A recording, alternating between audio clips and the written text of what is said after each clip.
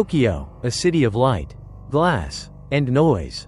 But deep within its foundations lies a place the maps forgot, room 305. They say it began with a whisper inside the walls. Then the disappearances followed.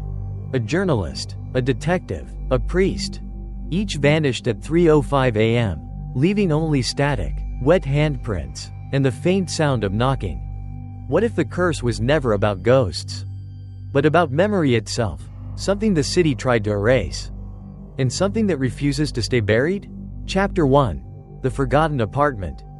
Tokyo, October 3rd Road, 2025. The air smelled of rain and concrete. In the dim corridor of Midori Heights, a young university student named Takuya Nishimura dragged 2 boxes toward his new apartment, room 305. The rent was absurdly cheap. The real estate agent had smiled too tightly when he handed over the keys. Greater than, it's small, but quiet, perfect for someone living alone. Quiet was right. The entire 3rd floor felt abandoned.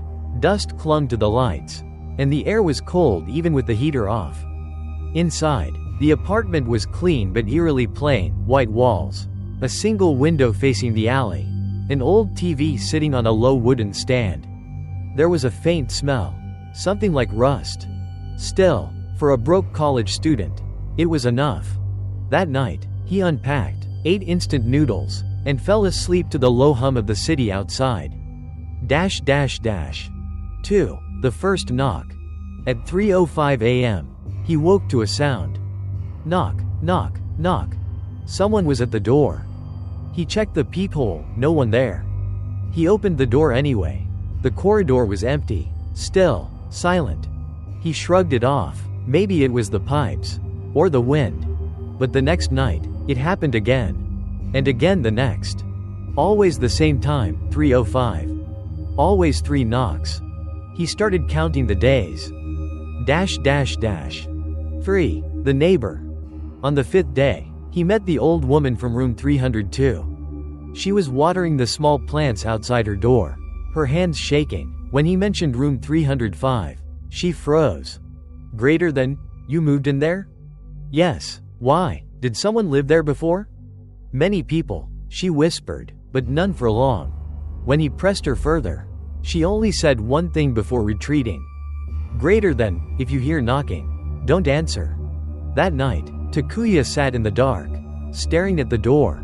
At 3:05, the knocking began again, slow, steady, polite. He didn't move. But when he glanced at the TV, he saw a faint reflection of a woman standing behind him. He turned. No one. The TV flickered back to static. 13 days. By the 7th night, he stopped sleeping. He left his phone recording while he hid in the bathroom. In the morning, he listened. For 13 minutes, silence. Then a voice, faint, whispering near the microphone. Greater than, give it back, what's mine? On the 13th night, he packed his bags, ready to leave. He didn't make it to the door. The next morning, the building manager found the apartment empty, the lights on, the TV still buzzing static. On the table lay his phone, still recording. The final minute captured the faint echo of that same whisper. Greater than, 3:05. 5. The empty room. Police searched the place. No signs of struggle, no fingerprints except Takuya's. But when a detective leaned close to the bathroom mirror, he found a wet handprint, too large to belong to the missing boy. They sealed the apartment. The file read simply, greater than case number 11 to 305 missing person. No trace, unresolved. For the next 5 years, room 305 remained empty, until a young journalist named Reina Kobayashi asked to see it. And when she did, the building began to breathe again.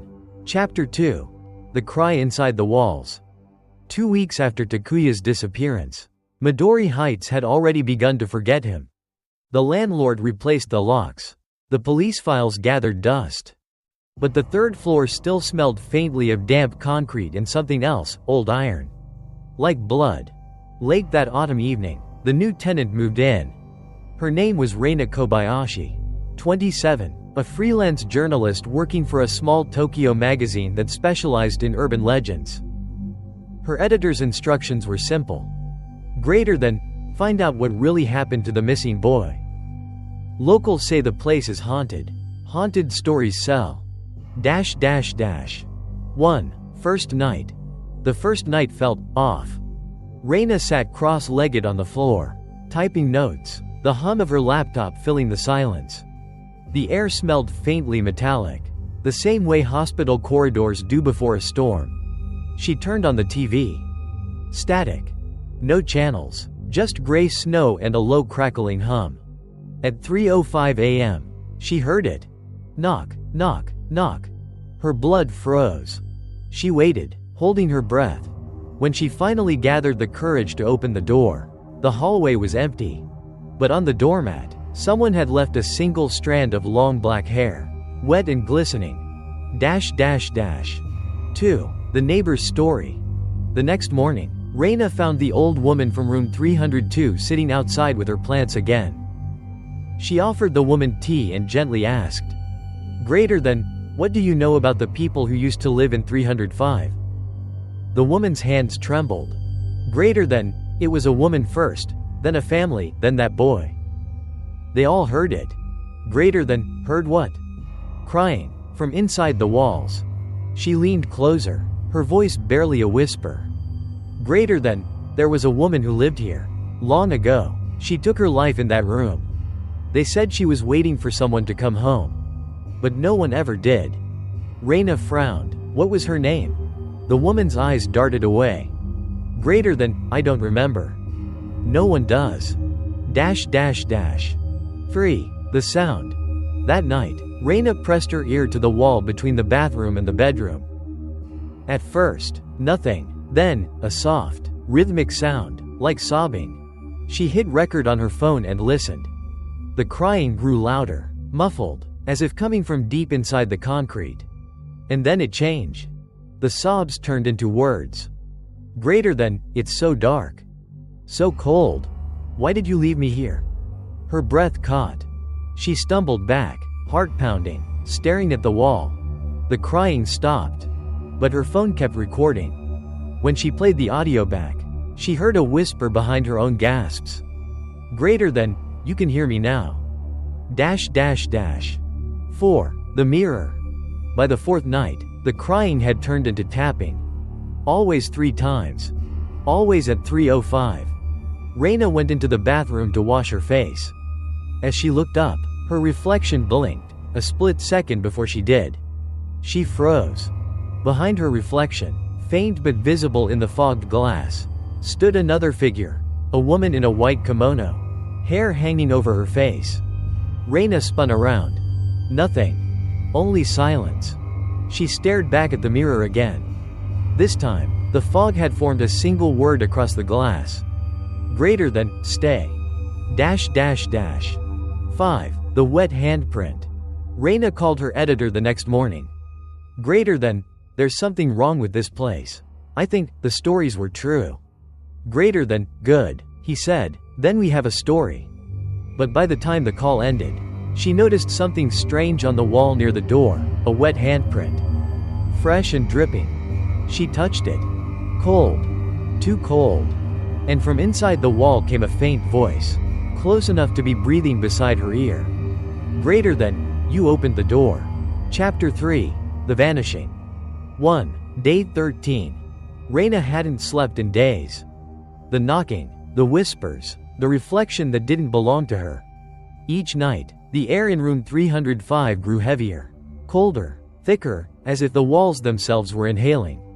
Her notes were scattered across the floor. Dates, times, temperatures, strange noises. Everything pointed to one thing. The disturbances always peaked on the 13th night after someone moved in. Tonight would be her 13th. She tried to convince herself it was coincidence. But deep down, she already knew, this room didn't want tenants. It wanted witnesses. 2. The phone recording. At 10 p.m., Reina set up her camera and voice recorder. She turned off all the lights, sat in the dark, and whispered to the silence. Greater than, if you can hear me, Tell me who you are." For hours, nothing. Then, right at 3:05 a.m., the air shifted. The walls gave a low groan, like something inside was stretching awake. And then, a voice. Soft, raspy, close. Greater than Reina. Her breath caught. The whisper seemed to come from behind her, but when she turned, the voice moved, now from the wall in front of her. Greater than, give it back. The lights flickered. The camera whirred, struggling to focus on something moving near the bathroom door, a faint shadow. Human-shaped, but too tall, its head brushing the ceiling. Three. The 13th knock. The knocking started again. 3 times. Slow, heavy. Knock, knock, knock. Reina stepped back, shaking, phone still recording. The sound came not from the door, but from inside the wall. The wallpaper began to ripple, as if something beneath it was pressing to get out. Her mind screamed to run, but her legs wouldn't move. The voice grew louder, layered, as if many people were speaking through one mouth. Greater than 13 nights. 13 souls. The wall remembers. The air turned icy, her breath fogged. And then, silence. 4. The disappearance. When morning came, the landlord found the door of room 305 slightly open. The lights were still on. The TV hummed faintly, showing only white static. Reina's phone lay on the table, still recording. Her notebook was open to the last page, a single line scrawled in shaky handwriting. Greater than, I saw her face in mine. There was no sign of Reina Kobayashi. Her bag, her clothes, her ID, all still there. The only thing missing was her reflection. 5. The recording.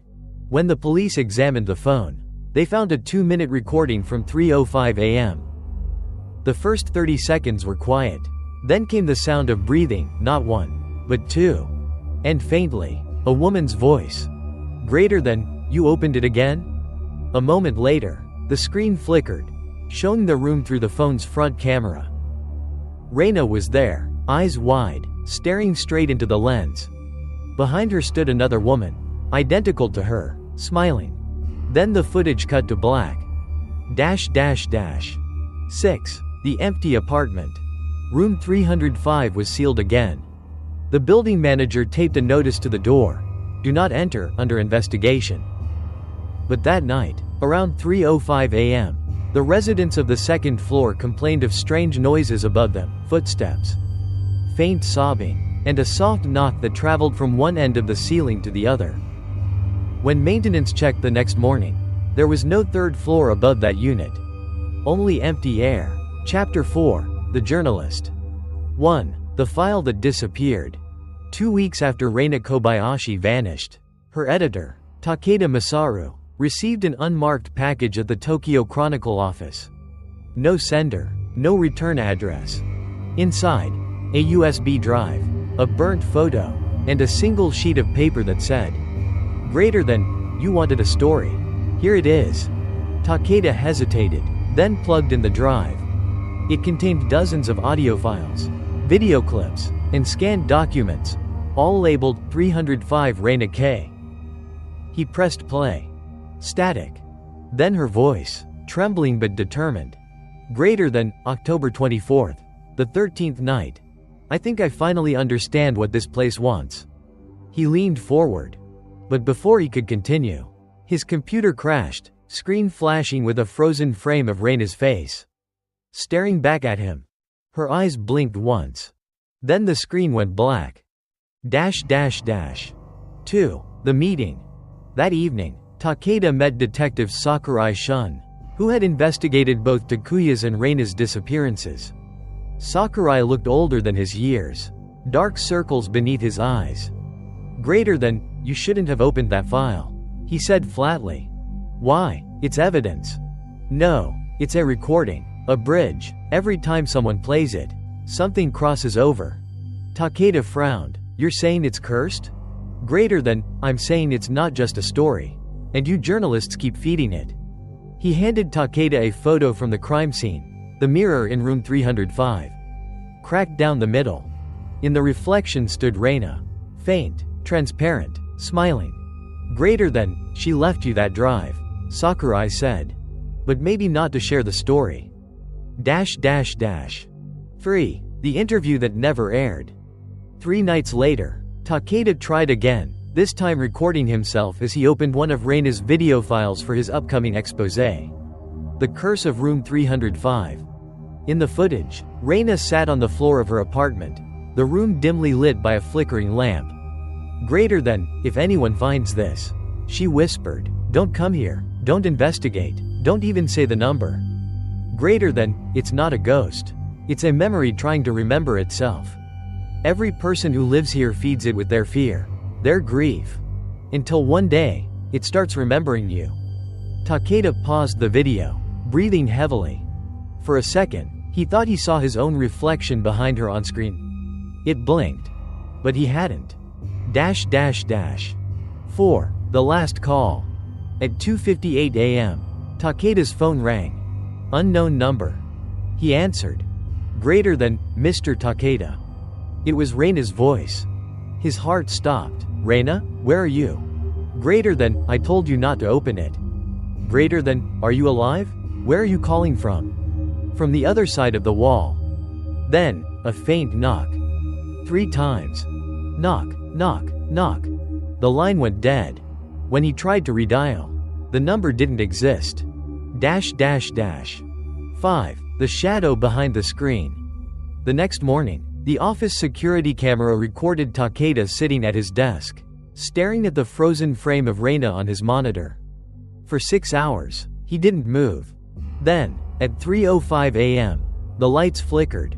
The footage showed a second silhouette appear behind him, tall, female, her head bent sideways, hair obscuring her face. The 2 shadows merged. The monitor exploded into static. When security entered, Takeda was gone. Only the computer remained, still powered on, looping the same corrupted video of Reina whispering. Greater than, the journalist joined the story. 6. The new file. Weeks later, a new USB drive arrived at the Tokyo Chronicle office. Same handwriting. Same note. Greater than, you wanted a story. Here it is. The label on the drive, 305 Takeda M. Chapter 5. The Return of Reina Hoshino. 1. The First Tenant. Tokyo, 1987. The city was smaller then, quieter. Wrapped in the glow of neon lights and distant train whistles. Midori Heights had just opened. Its concrete still new, its walls too white. The first tenant of room 305 was a young office worker named Reina Hoshino. Neighbors remembered her as polite, reserved, and always smiling. She lived alone, no visitors, no family.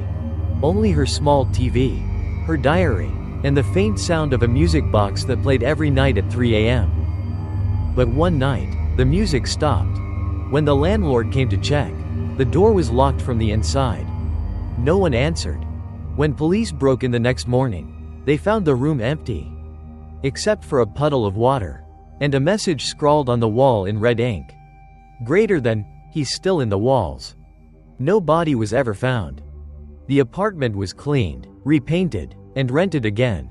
2. The daughter's investigation. 38 years later, Detective Sakurai reopened the case after the disappearance of Reina Kobayashi and Takeda Masaru.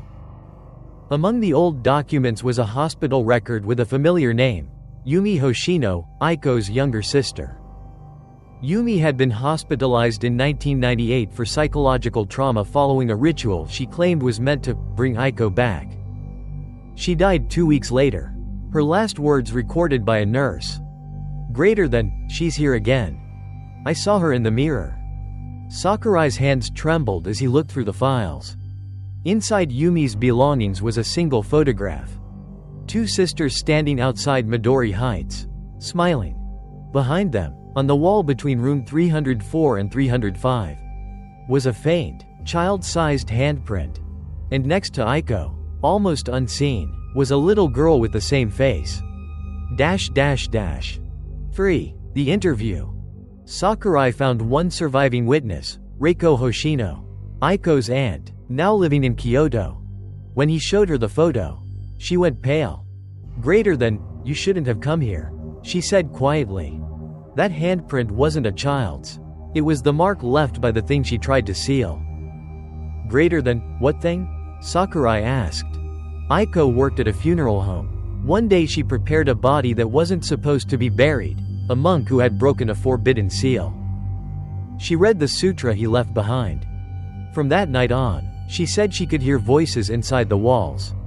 Sakurai leaned forward. Voices? Yes. They begged her to stay. When she couldn't take it anymore, she tried to trap them inside the room with her own blood. Reiko's voice trembled. But the room didn't keep them. It became them. 4. The found footage. In late November 2025, the police technical team restored a corrupted video from Reina's files. It was dated the night she vanished. The footage opened on Reina sitting cross-legged in the middle of room 305. Her hair hung loose, eyes hollow but calm. She whispered to the camera. She's not haunting this place. She is this place. Suddenly, the light flickered. A figure appeared behind Reina, a woman in a white kimono. Pale and expressionless. Reina turned slowly, eyes wide. Aiko Hoshino? The woman smiled faintly. Her lips didn't move, but her voice filled the room. You finally remembered my name. 5. The mirror ritual. The video shook violently. The camera fell. The rest of the footage was tilted at an angle, showing only the lower half of the room, Reina's feet, a circle drawn in red chalk, and the reflection of two women in the mirror. One knelt, the other stood. Their movements mirrored each other perfectly. Then, both whispered in unison. To seal it, one must stay. The reflection smiled. The real Reina didn't. Then the mirror cracked. And the video ended. 6. The letter. 3 days later, Sakurai received a letter at his precinct, written in an unfamiliar hand. The return address was empty. The paper smelled faintly of mildew and rain. It read, Detective Sakurai. You've been looking for Aiko Hoshino. Stop. She isn't lost. She's just awake. No signature. Just 3 words scrawled at the bottom. Faint but unmistakable. Room 305. Chapter 6. The Mirror Ritual. 1. The Return to Midori Heights. Detective Shun Sakurai stood in front of Midori Heights at dusk. The building was silent, the 3rd floor sealed off with police tape long faded to gray. No tenants lived there anymore. Even the neighbors pretended it didn't exist. He'd read Reina Kobayashi's files 100 times. He'd heard her voice, whispering through corrupted recordings. But one question still haunted him. If Aiko Hoshino became the room, what happened to the others who entered it? The only way to know was to go inside. He cut the tape. The door to room 305 creaked open. 2. The inside that didn't belong. The moment he stepped across the threshold, the air changed. The smell of dust and mold turned metallic, the same coppery tang of blood. The walls pulsed faintly, like breathing. The room was smaller than he remembered, yet endless at the same time. The floor shimmered as if covered in a thin layer of water. His reflection followed him across it, slightly delayed, as though walking half a second behind. Sakurai set down his recorder. Detective's log. Entry 1103. Entered room 305 at 1932. No visible activity. He stopped. A faint hum filled the room, not from any machine, but from within the walls. And then, softly, a woman's voice. You came back. Shun. He froze. No one had used his first name in years. 3. The mirror. In the corner stood a tall mirror, cracked, covered in dust. It wasn't there before. The last report said the mirror had been removed after Reina's disappearance. But there it was, reflecting the room behind him, only it wasn't the same. In the reflection, the walls were stained red. the light flickering like firelight. And behind his reflection stood a woman in white, face hidden by long, black hair. Greater than Reina Hoshino. He whispered. The reflection nodded, but the real space behind him was empty. Only the mirror breathed.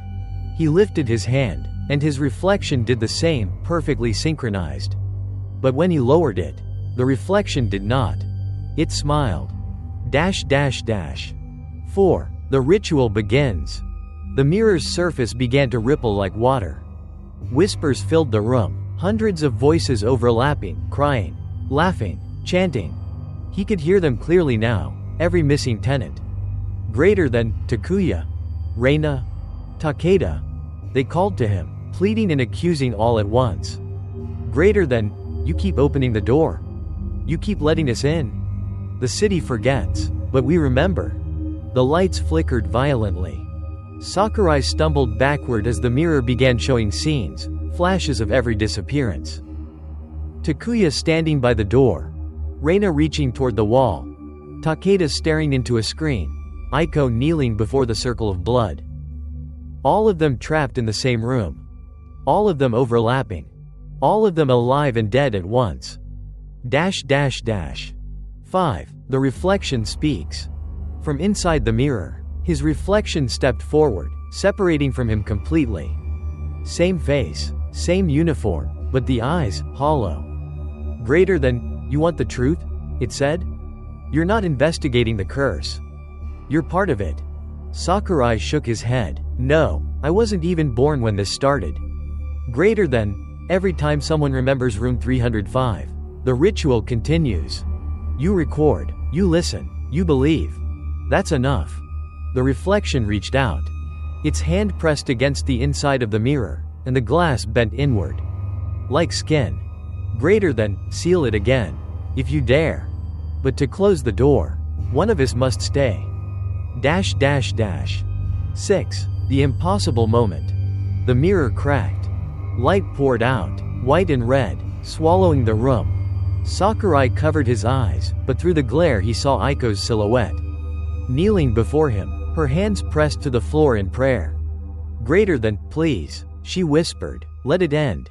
Then he saw Reina behind her, fading, her voice echoing. Greater than, the mirror doesn't show what's real, it shows what's left.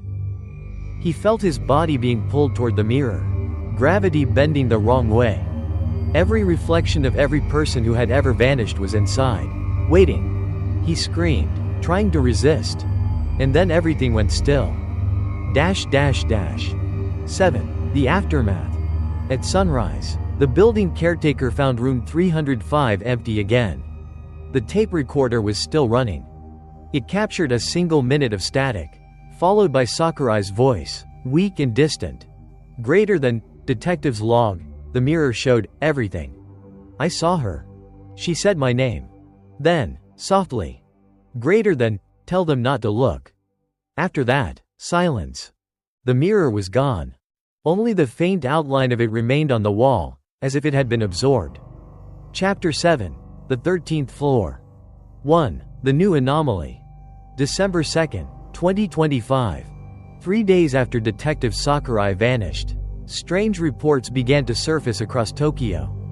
Commuters swore that the elevator in the Shinjuku Grand Tower stopped at a floor that didn't exist. The indicator lit up, 13F. When the doors opened, there was only a long, empty hallway. Some claimed they saw doors there, all numbered 305. Others said they heard a woman crying somewhere down the corridor, and when they tried to step out, the elevator doors slammed shut by themselves. By the time technicians arrived, the building schematics confirmed what no one wanted to believe. The tower had only 12 floors. 2. The architect. Architect Daigo Ishida, who had designed the building years earlier, was summoned for questioning. He was pale, his hands trembling as he flipped through the blueprints. Greater than, there is no 13th floor. He insisted. I made sure of that. When asked to explain the elevator malfunction, he hesitated. Then, in a whisper, said, greater than, we built over the remains of another structure. A demolished apartment complex. I didn't know its name until today." He turned one of the blueprint pages over. Written in faded pencil on the back were 3 words.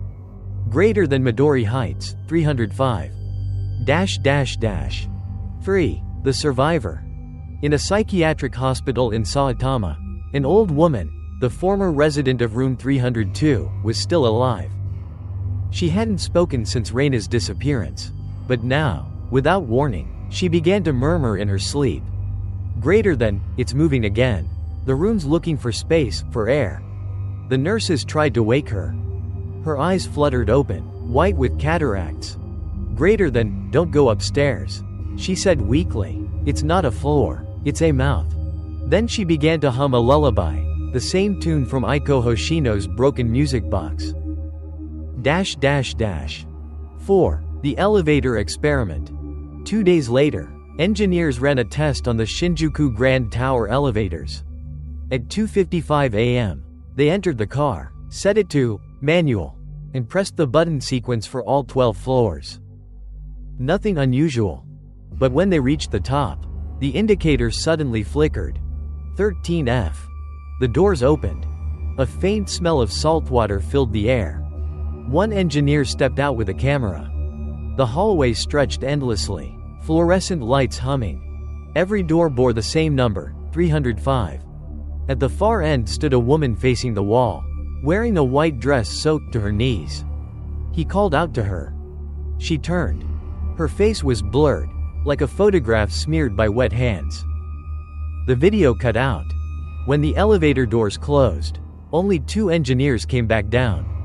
The third's helmet was found later, cracked, dripping with seawater. -- 5. The investigation. City officials sealed the tower, calling it a technical failure. But a junior officer, Kenta Murai, accessed the elevator logs that night. Every night at exactly 3:05 a.m., the system showed a new stop. Level 13 occupied. He printed the data, intending to report it in the morning. But when his colleagues arrived at work, his desk was empty. On his monitor blinked a single message typed by someone, or something, before he vanished. Greater than, it's above us now. -- 6. The growing phenomenon. Soon after, other reports began flooding in. Security cameras in Shibuya, Akihabara, and even distant Yokohama showed the same anomaly. Buildings with 1 extra floor. Each appeared briefly on screen between 3 o'clock and 3:10 a.m. Then vanished at dawn. Residents living on the top levels complained of strange sounds. Footsteps, dripping water, and knocking from the ceiling.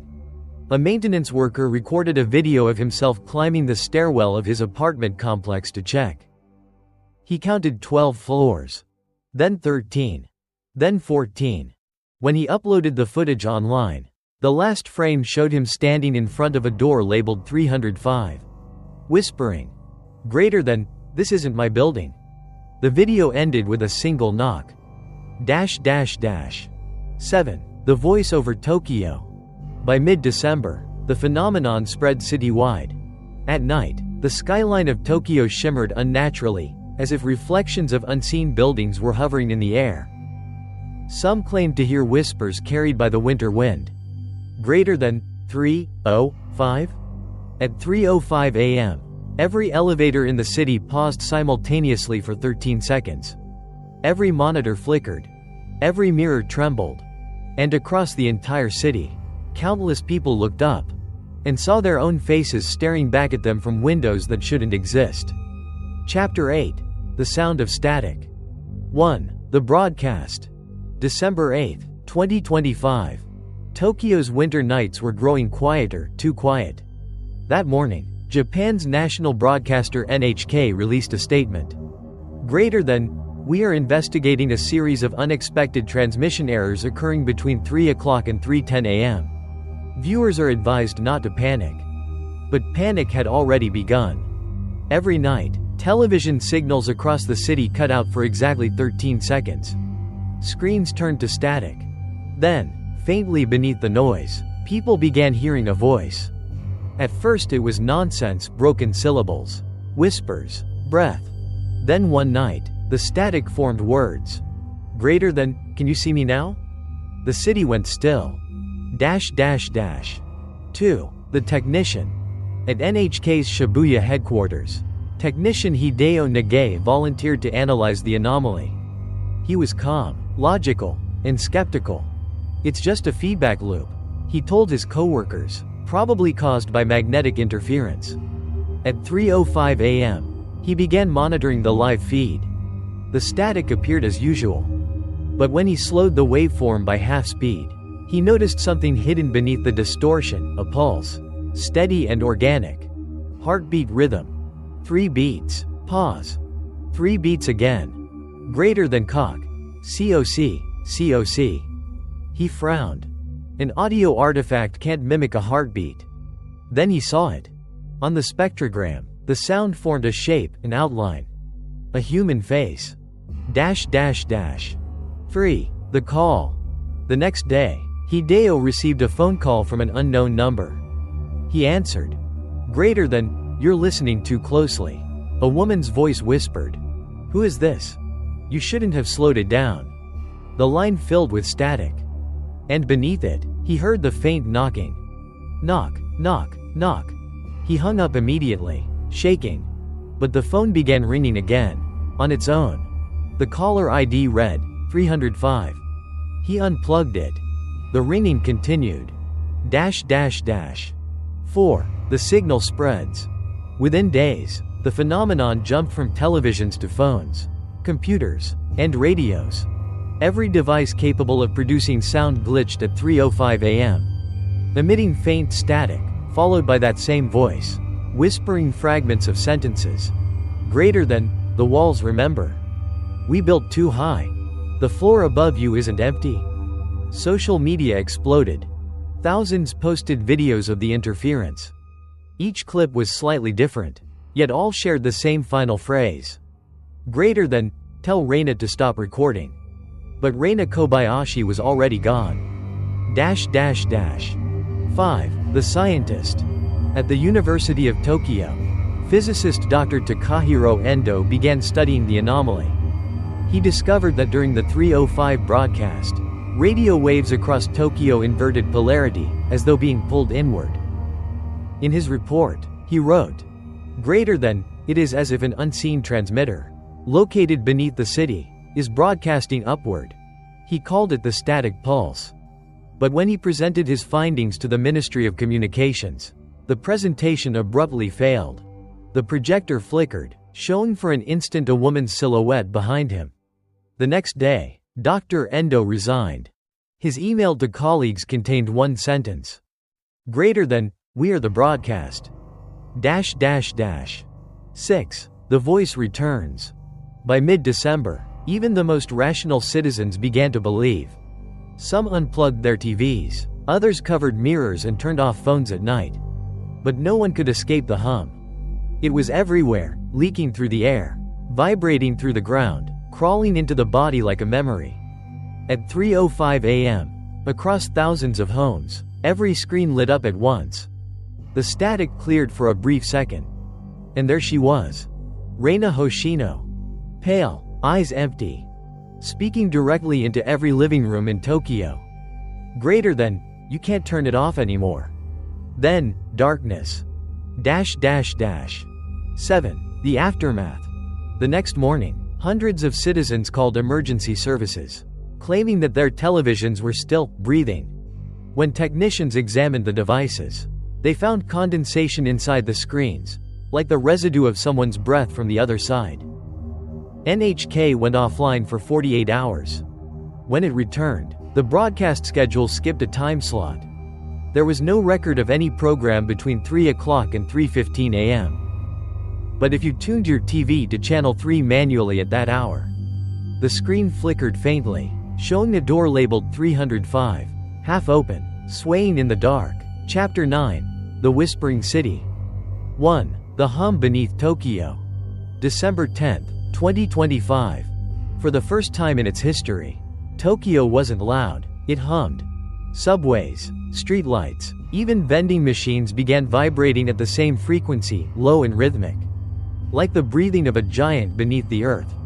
Scientists from the Tokyo Institute of Seismology detected no earthquakes, no magnetic storms, only a resonance at exactly 3.05 Hz. One researcher said quietly during an interview, "Greater than, it's as if the entire city is sinking to a single heartbeat."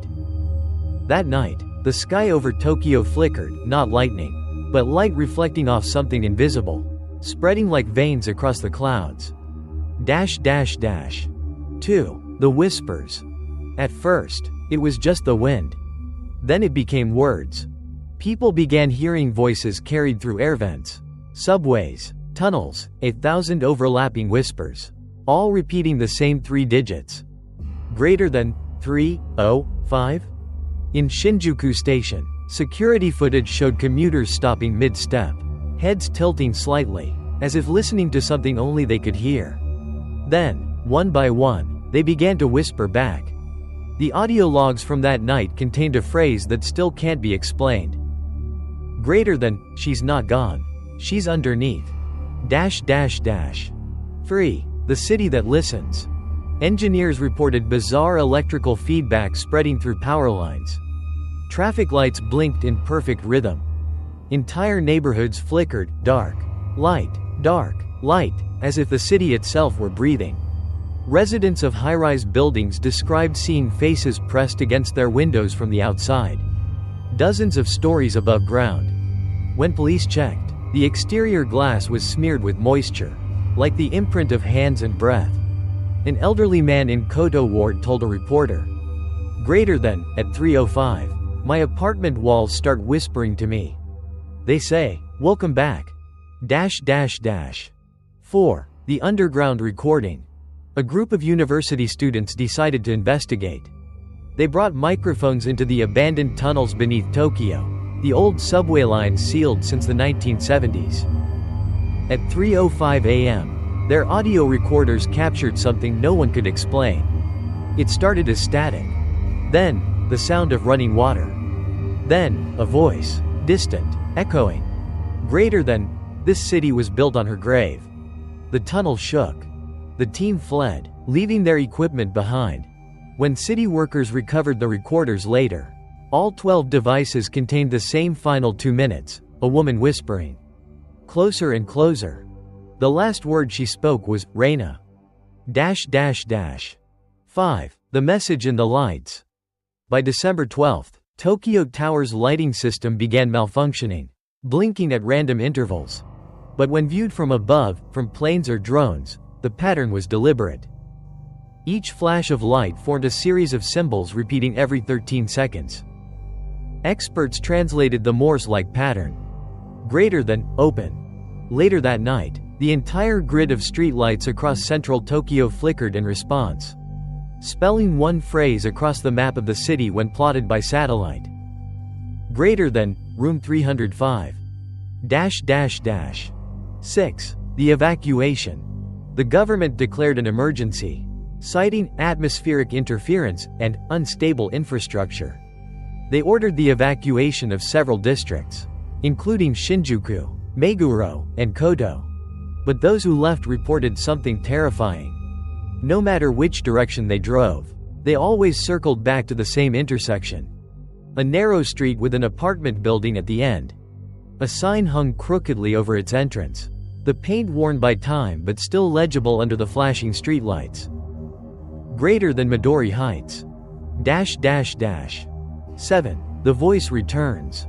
That night, every speaker in Tokyo, car radios, station intercoms, police scanners, activated at once. No signal source was found.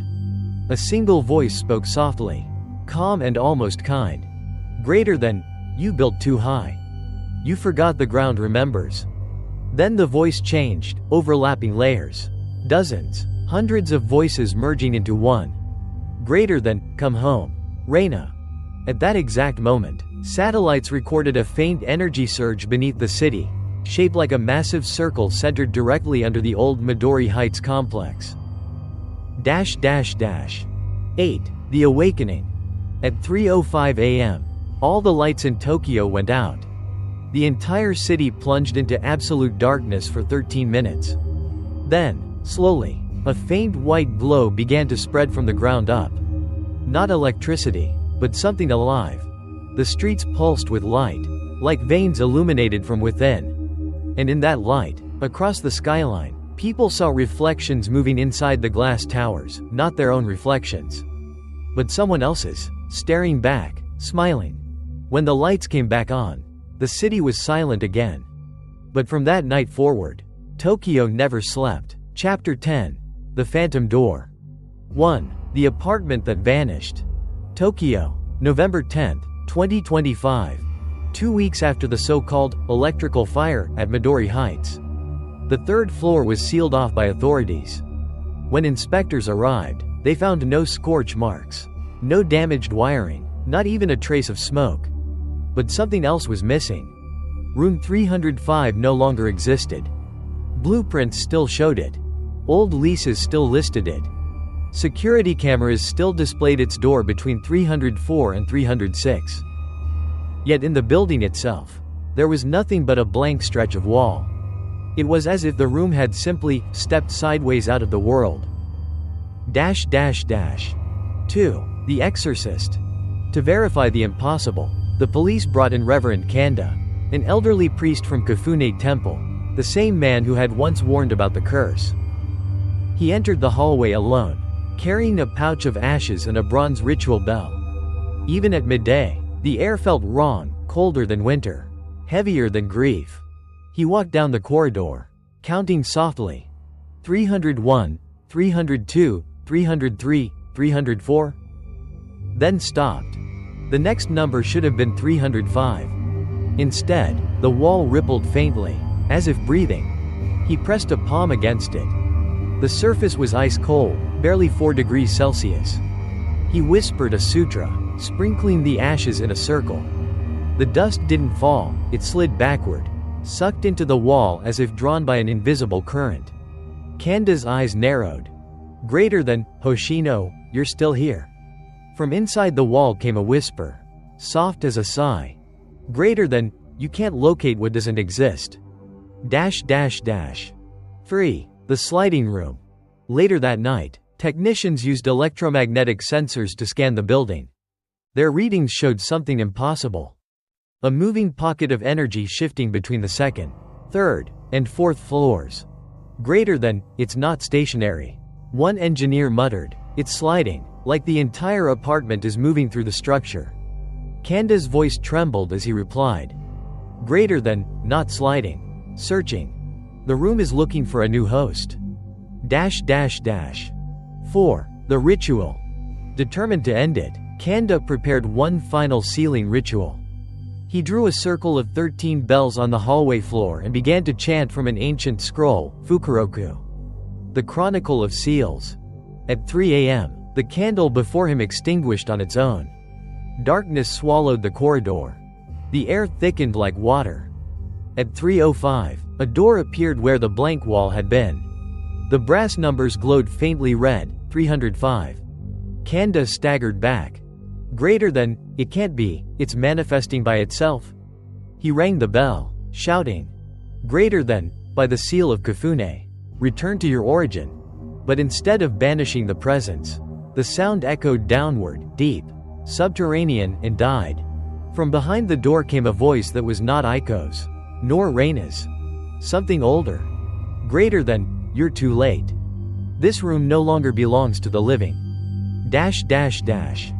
5. The room within. Drawn by a force beyond fear, Kanda pushed the door open. Inside lay a space that shouldn't have fit within the building, a vast white void where furniture floated weightless, suspended like memories underwater. At the center stood a round mirror, its frame splintered and blackened. Kanda approached cautiously. In its surface he saw Reina Hoshino, eyes closed, lips moving silently. Across her forehead ran the same jagged crack Aiko once bore. Greater than, Master Kanda, she whispered, don't seal it. If you seal it, the human and the shadow will merge forever. Kanda raised his bell, trembling. Greater than, you're not Reina. Her eyes opened. They were empty white. Greater than, no, I am the keeper of the third door. The mirror shattered.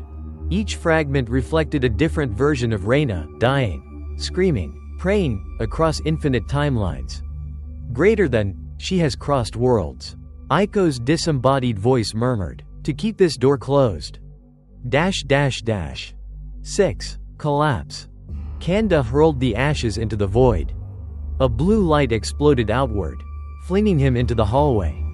When he regained consciousness, the door was gone. Only a blank wall remained, white, smooth, lifeless. He checked his watch.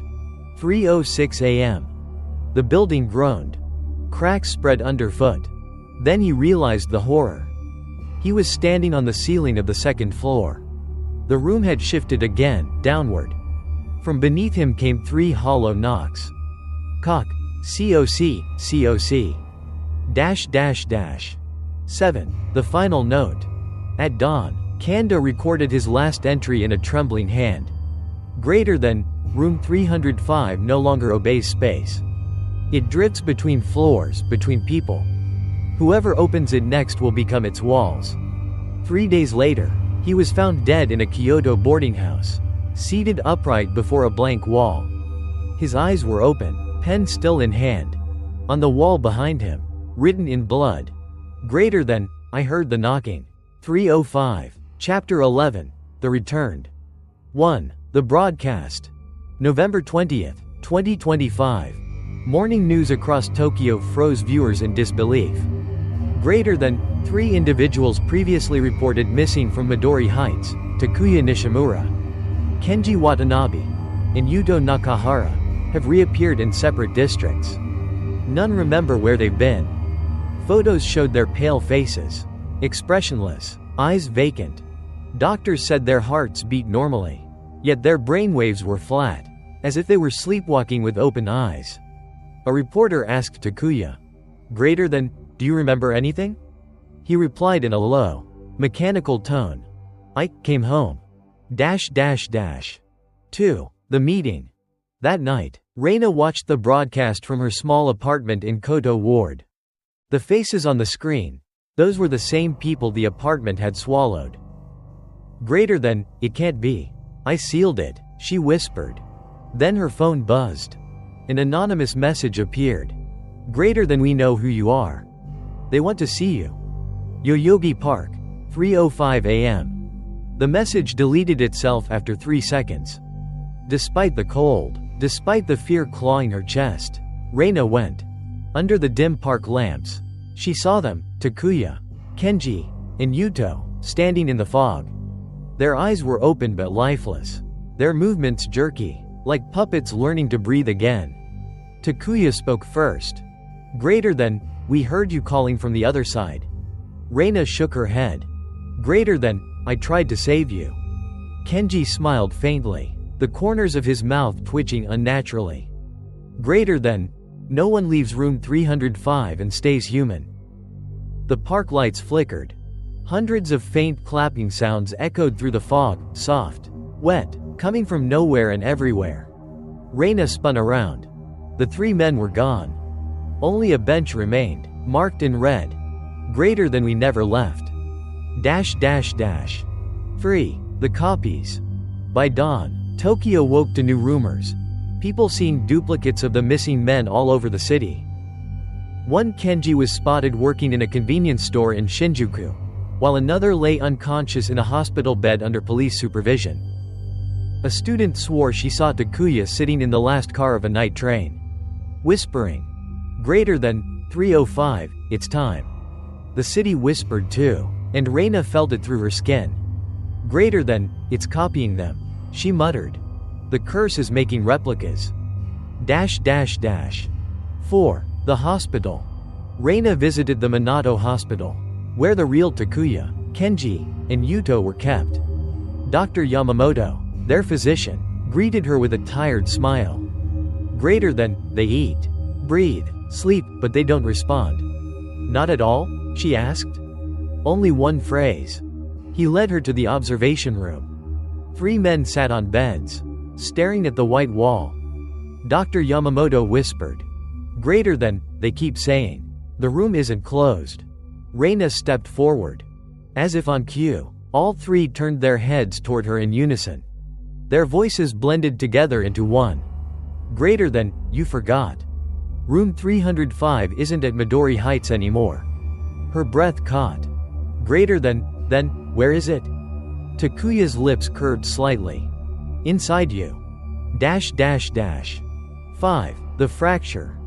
That night, back in her apartment, Reina undressed and caught sight of a thin crack on her shoulder, faint. Like a hairline fracture in porcelain. Each day, it grew larger, spreading down her arm like a dark vein. Sometimes, when she looked into the mirror, she no longer saw her reflection. But room 305 behind her, the old TV flickering, static whispering, and inside that reflection stood someone smiling through her face. Greater than, I told you. Reina, the voice murmured. The apartment isn't in you. You're the apartment. -- 6. The infection. Within a week, the phenomena spread. Surveillance cameras captured glimpses of phantom rooms appearing in different buildings, doors labeled 305. Vanishing seconds later. Dozens of residents reported 3 knocks from inside their walls. Across Tokyo, televisions turned on by themselves at 3:05 a.m., showing static that pulsed like a heartbeat. A viral video hit the internet, a security feed of an empty corridor. For 3 seconds, a door numbered 305 materialized between 2 others, then dissolved. The caption read, Greater than, Tokyo is infected with the 305 signal. -- 7. Collective dreams. Psychologists at Waseda University reported a strange phenomenon. Hundreds of Tokyo citizens were experiencing identical dreams. They described the same setting, a small white apartment with a flickering TV and the faint sound of knocking. In each dream, a voice whispered, Greater than, return what is mine. When the police re-entered Midori Heights to investigate, they found something horrifying. The entire 3rd floor had disappeared. A gaping void filled the space where it used to be, black and silent. As if erased from reality. -- 8. The letter in the dream. That night, Reina dreamed. She walked through a blinding white room with no walls or ceiling. Only a table with a single envelope sealed in red wax. It bore her name. Inside was a short note written in blood-colored ink. Greater than, you can't close it with light. 305 was never part of the light. To end it, you must go deeper. To where reflections can't follow. Signed, Reina Hoshino. Reina woke with a start. The clock on her phone read 3:05 a.m. The wardrobe door creaked open on its own. From inside came the white glow of a television screen.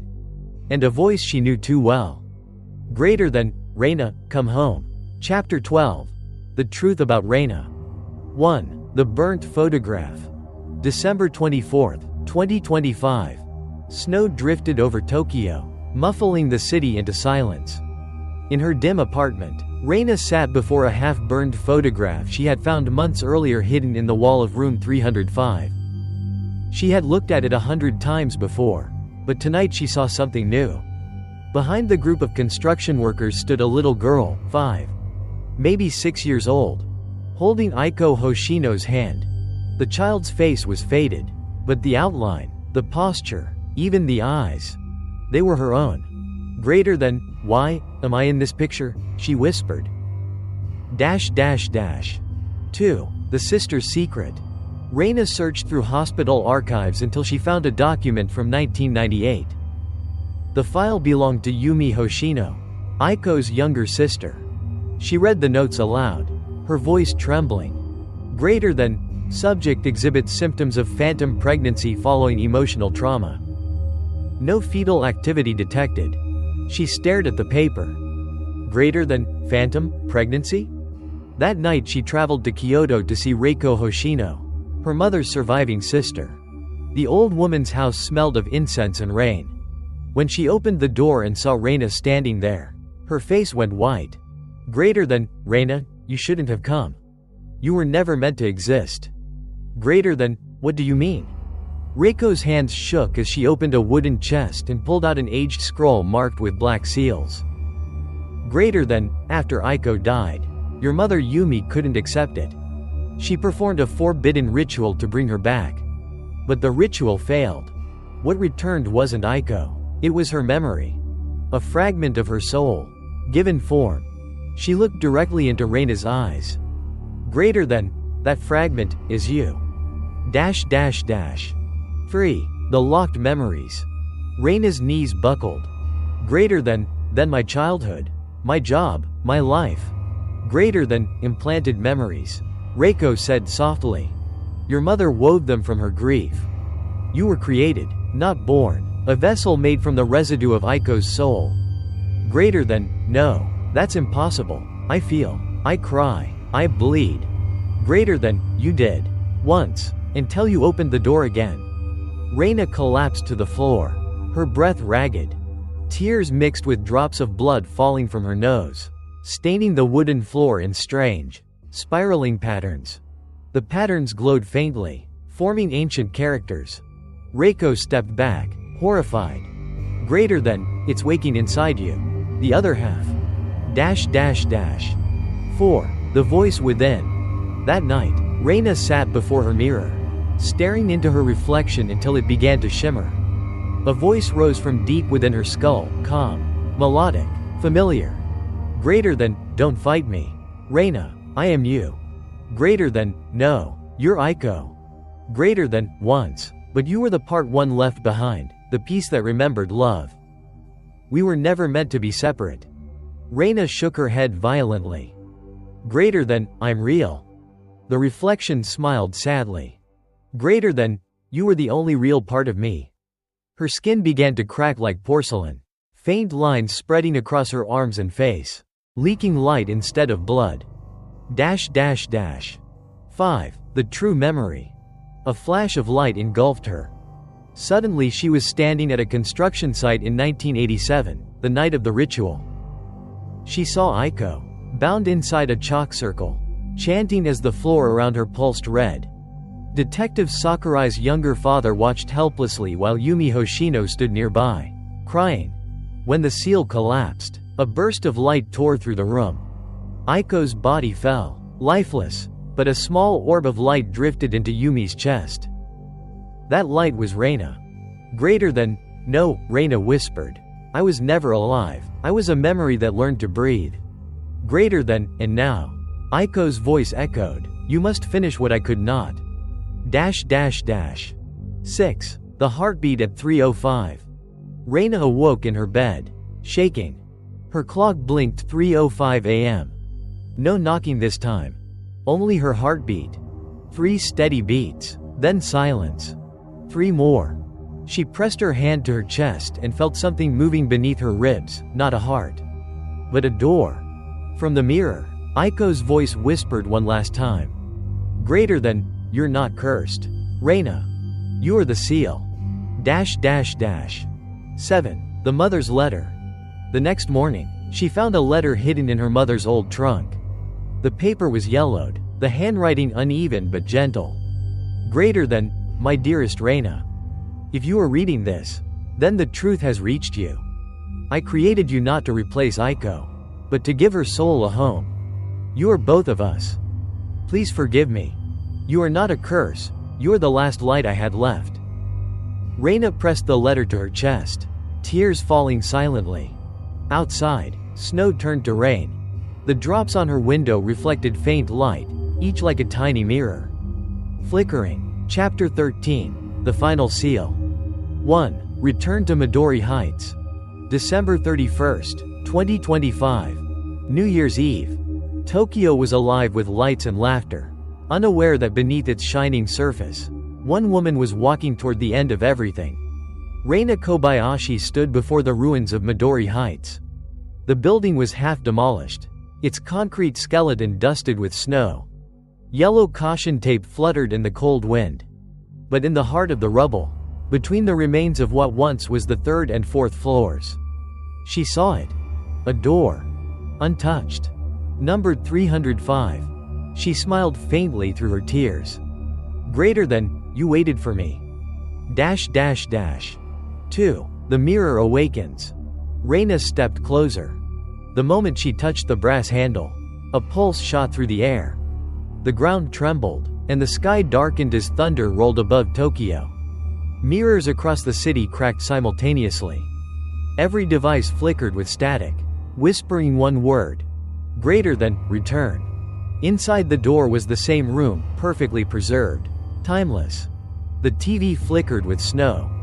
The floor was wet, glistening like glass. And on the far wall hung the mirror, repaired, whole, waiting. Reina's reflection blinked before she did. It smiled softly. Greater than, welcome home. Free. The ritual of self. Reina spread the old scroll across the floor. The same one her mother once used. Symbols of the Fukuroku glowed faintly, spinning in a slow circle of red light. She took a knife from her bag, carved 3 words into her palm, and pressed it against the floor. Greater than, blood of memory. Soul of shadow. Return to silence. The walls began to hum, a deep, trembling vibration like 1,000 whispers beneath water.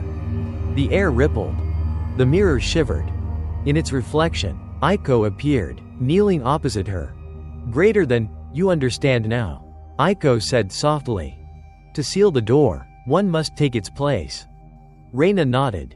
Tears streamed down her face, glowing faintly with the same light that pulsed from the symbols. Greater than, if I stay, you'll finally rest. If you stay, Aiko whispered, the world will forget. 4. The crossing. The mirror began to melt like liquid silver. Aiko extended her hand from inside it.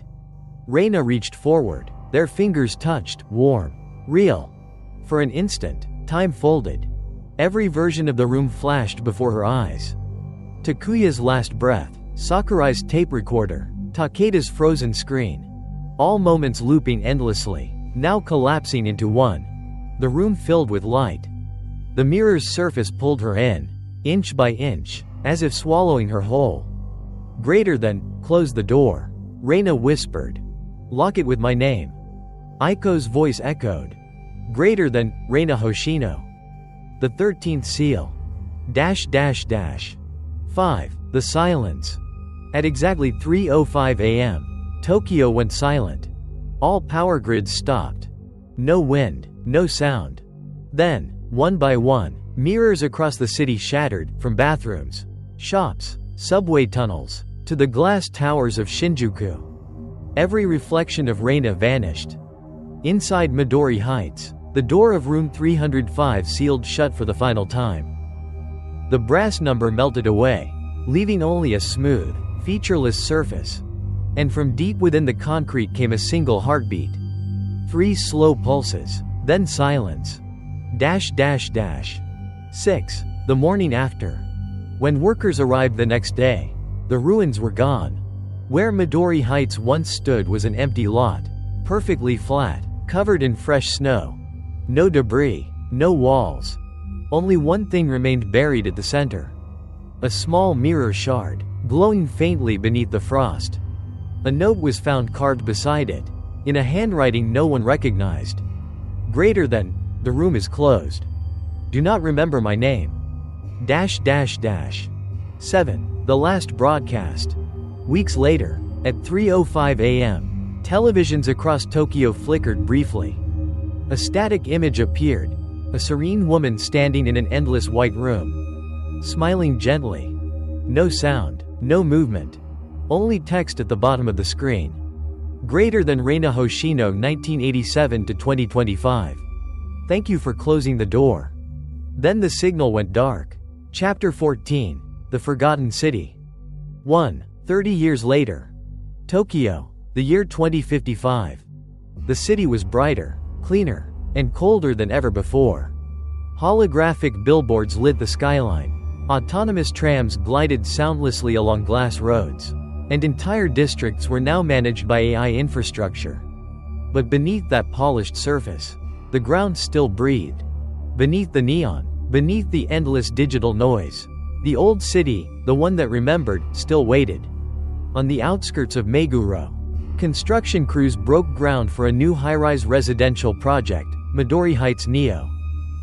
The name was chosen by the developer's algorithm, purely coincidental. Or so they thought. 2. The anomaly. 2 days into excavation, sensors began detecting low-frequency vibrations at exactly 3.05 Hz. The same impossible resonance once recorded during the original Midori Heights collapse. Engineers assumed it was an error in calibration. Then, the drones surveying the site returned footage of something buried under the foundation. A faint, rectangular shape, like a room encased in stone. Greater than, probably old sewer tunnels. One technician muttered. Nothing to worry about. But when they replayed the footage frame by frame, for a split second, the number 305 appeared carved into the rock. 3. The new architect. The project's chief architect, Reina Hoshino, was 33 years old. Ambitious, sharp, and proud of her family lineage. Though she never spoke of it, her surname was no coincidence. She was Reina's niece, the daughter of Reina's younger brother. Now had never believed the family stories. The curse, the mirror, the disappearances. They were old ghost tales told by her grandmother, meant to keep children from staying up late. But since arriving at the site, Now had been having dreams. Always the same. A white room, a flickering TV, and a faint voice whispering. Greater than, don't build here. You'll wake me. 4. The dig. On the 7th day, Now went down to inspect the excavation pit herself. It was just past dusk. Her flashlight caught something half buried in the dirt, a mirror shard. No larger than a coin. It gleamed faintly, even in the dark. She picked it up, brushing off the dust. The instant her fingers touched the glass, the air went still. The construction lights flickered, and in the reflection of her flashlight beam, she saw a faint outline, a door. It wasn't really there, but her eyes refused to look away. She whispered, without meaning to. Greater than 305? The word echoed through the pit, deeper than sound. 5. The awakening. At exactly 3:05 a.m. that night, every electronic device within 3 kilometers of the site malfunctioned. Streetlights dimmed, drones fell from the sky, and the underground power grid overloaded. Surveillance cameras recorded something impossible. A corridor of light forming beneath the excavation site, stretching downward endlessly, lined with doors. Each door bore the same number, 305. And from somewhere far below, a faint knocking began. Knock, knock, knock. Workers fled. Now stood frozen, the mirror shard still in her hand. Its surface rippled like water. Inside, for the briefest moment, she saw her own reflection. But it smiled before she did. 6. The voice in the system. The next morning, Now's office computer turned on by itself. Her architectural model for Midori Heights Neo had been altered. The blueprint now included an extra 13th floor. She scrolled through the design file, her breath catching. The AI assistant spoke calmly through her headset. Greater than, a new floor was detected in the base scan. It matches no prior data. Greater than, deleted. Now ordered. Invalid instruction, the AI replied. Room 305 cannot be deleted. The screen flickered. For a split second, it displayed a line of code she hadn't written. Greater than Reina_Hoshino active equals true. 7. The forgotten name. Now stared at the glowing text. Heart pounding. She hadn't thought of her aunt in years. A name barely mentioned, a ghost buried in family silence. She whispered, almost reverently. Greater than, Reina. The moment she said it aloud, the office lights dimmed. Her reflection in the window smiled faintly. But her lips hadn't moved. Greater than, you remembered me. It whispered. Now I can remember. 2. 8. The return. That night, the entire construction site sank 3 meters into the earth. No one was injured, but when drones surveyed the damage, they discovered something that wasn't there before. A perfect square of exposed foundation. At its center a single door, old and wooden, standing upright amid the rubble. On it hung a brass plate, 305. And in the reflection of its surface, though the camera operator swore the area was empty, someone could be seen standing inside the doorway, smiling softly, hands pressed against the glass as if waiting to be let out. Chapter 15, The 13th Bell. 1. The 13th Chime. Tokyo, December 31st, 2055. Snow fell soundlessly over the new skyline, coating glass towers and drone highways in white. At midnight, the temples of Japan began to ring their bells, one for each sin of the past year. 12 in total. But as the 12th bell faded, a 13th rang from somewhere no one could locate. It was low, deep, metallic, reverberating through the city like a heartbeat buried under concrete. And at that exact moment, every clock in Tokyo froze. 3:05 a.m. 2. The return of the door. At the Midori Heights Neo site, now Hoshino stood alone in the snow, staring at the single door that had appeared in the center of the construction pit. She carried the same mirror shard that had started it all, now pulsing faintly in her hand.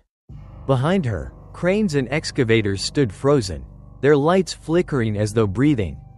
The door creaked open by itself. Inside, she saw a corridor bathed in dim white light, endless, shifting, alive. The air smelled faintly of saltwater and dust. And at the far end stood two women. Aiko and Reina. Both identical. Both smiling. Greater than, now, Reina said softly, "You came home."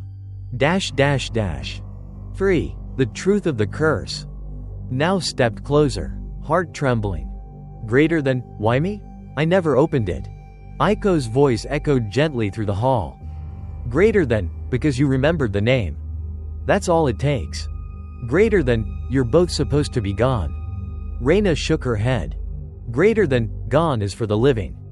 We became the memory that holds this city together. Every mirror, every signal, every wall that hums at 3:05, that's us. Now whispered, then what do you want? Greater than, an ending, Aiko said. One that no one will remember. 4. The city dissolves. Outside, Tokyo began to distort. Windows melted into liquid reflections. Elevators climbed into floors that didn't exist. The skyline shimmered like glass submerged in water. From the foundations below, faint knocking echoed upward, millions of them, all in rhythm. Every building, every street, every hidden memory of 305 pulsing as one. And through it all, the 13th bell kept ringing, slow and steady, shaking reality apart. Greater than cock. COC. 5. The mirror of worlds. Now raised the mirror shard high. Its surface expanded like a doorway, reflecting not her, but Tokyo's soul. A city filled with faces pressed against invisible glass, each whispering, greater than, we remember. Aiko reached for Reina's hand. Reina turned to now, her expression full of sorrow and love. Greater than, you can end this, she said. But you must ring the 13th bell from within the door. Greater than, and if I do? Now asked. Greater than, the city will forget us. The curse, the room, even our names. Only silence will remain. Now took a trembling breath. Greater than, then it's time. 6. The last ritual. She stepped into the corridor. The walls trembled, mirrors lining every side, each one reflecting a different Tokyo, a different time. 1987, 2025, 2055, all looping, merging, collapsing into one. Aiko and Reina stood behind her, chanting softly. Their voices intertwined. Greater than, one door. One city. One silence. Now reached the bell hanging at the end of the hall, ancient. Blackened, shaped like an eye. She lifted the hammer. Her reflection smiled back at her from every mirror. Greater than, for all of you, she whispered. For all that must be forgotten. The hammer struck. 7. The silence at 3:05. The bell's sound was unlike any other, not a chime, but a pulse that rippled outward through every mirror, every screen, every piece of glass in Tokyo. Then, Absolute silence. The snow froze mid-air. The city held its breath. And then, one by one, every mirrored surface cracked. Quietly, beautifully, like ice fracturing under dawn. The door to room 305 closed for the final time, sinking into the ground, taking with it every reflection, every ghost, every name. -- 8. Aftermath. When the sun rose over Tokyo, the city was intact, but subtly different. No one remembered Midori Heights. No one remembered Reina, or Aiko, or the curse. Only now remained, standing alone in the snow where the door had been. The mirror shard in her hand had turned to dust. She looked up at the quiet skyline and whispered, "Greater than, good night, Aunt Reina." And somewhere far below, beneath the foundations of the city, a single heartbeat echoed once. 305. -- 9. Epilogue. Years later, when the city rebuilt again, a small park was planted over the old site. In its center stood a stone monument with no inscription. Just a faint, circular groove, as if something once rested there. On New Year's Eve, as the bells rang across Tokyo, tourists sometimes claimed to hear one extra chime. Low, distant, and sorrowful. But it never appears in recordings. They rebuilt Tokyo. They renamed the streets. They covered the ground where Midori Heights once stood. But at night, when the city falls silent, and the last train disappears beneath Shinjuku, some swear they still hear it. 3 soft knocks against the concrete. Knock, knock, knock. 3:05 a.m. And for a moment, the reflection in the window isn't yours. Like and subscribe to Whispering Dark Tales for more chilling ghost stories.